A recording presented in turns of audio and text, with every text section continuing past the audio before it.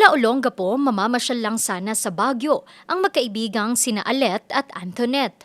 At sa kanilang pag-iikot, kanilang nadiskubre ang isinasagawang bloodletting drive sa Malcolm Square. Ang dalawa, walang pagdadalawang isip, nag-donate agad ng kanilang dugo. Para makatulong din sa mga nangangailangan ng blood.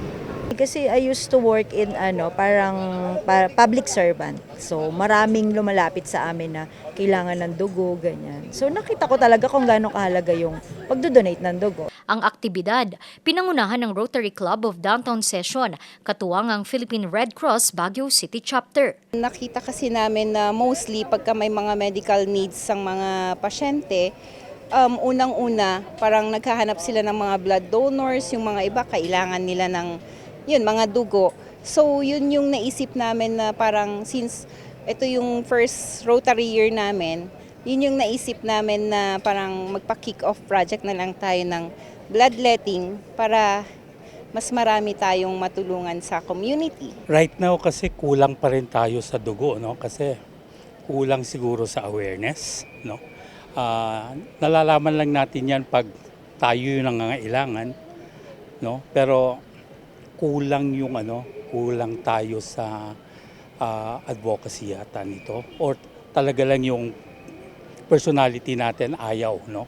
Pero we keep on doing this para lang ma-educate ang public na we need to give blood para makatulong tayo. Anyway, yung dugo kasi natin every 3 months napapalitan yan eh.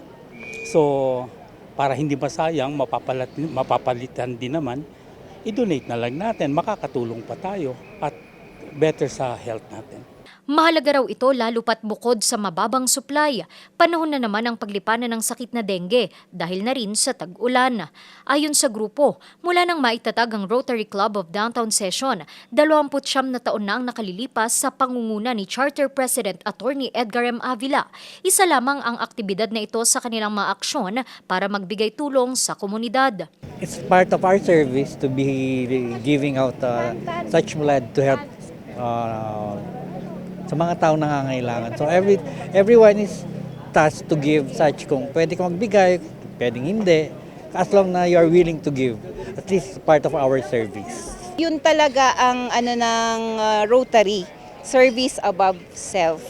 And then sabi nga nila din, pagtutulong, kailangan create something that will last with impact. Pangako naman nila ang patuloy na pakikipagtulungan sa mga ahensya para magbigay alalay sa kanilang mga kababayan.